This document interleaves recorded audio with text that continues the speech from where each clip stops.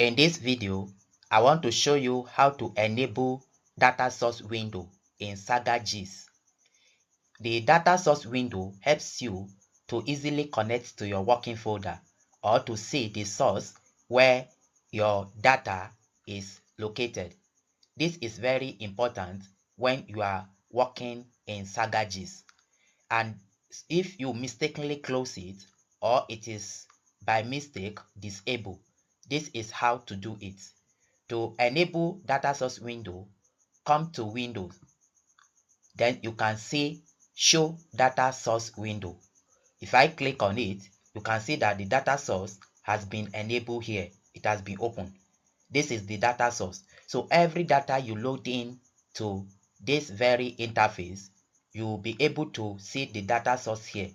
This helps you to manage your data very well and also to easily navigate to your data or working folder. So I hope you like this tutorial. Thank you for watching.